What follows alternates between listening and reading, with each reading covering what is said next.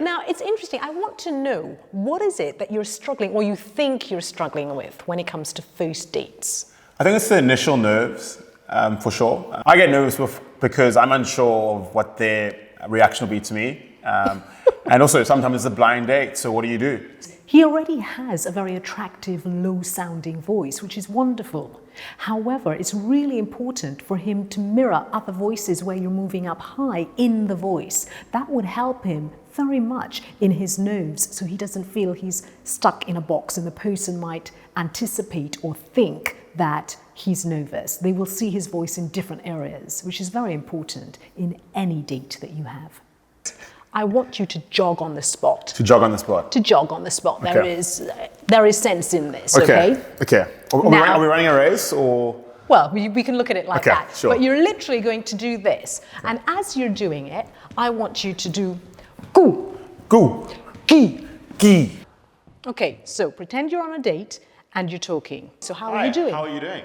I'm doing fine. I had a date where I decided that I'm going to buy this and I'm going to buy that. Now, the reason I did yapping, talking, is again, you recognize someone's feeling nervous. You'll go out sometimes on your first date with someone. Remember, they get nervous too. Mirroring someone is something that many actors use, and it's wonderful. They will understand just by looking at the language of how someone is behaving.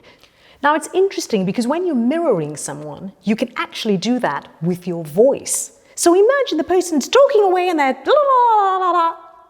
You can actually lift your own voice into, oh, actually, that's really interesting that you had a week like that. I had a friend who, and then you carry on. Sure. That way, again, you're making the person start to feel much more relaxed with you. Next date, make sure that you jog on the spot. I will do. Relax yourself. This is when you're at home. This is before you leave to go on the date. Do I run to the date? No, you definitely do Okay. not do that. But on your own, you're really getting yourself ready. And you're like, okay, I'm going on this date. I'm not going to forget mirroring. I'm mirroring physically and mirroring vocally. I mean, there's so many ways to do it in a positive way. Because like I said, there's a fine line. You don't mirror for the sake of doing it. Sure. It's the intention is to let the person feel much more relaxed. And for you also to continue feeling relaxed.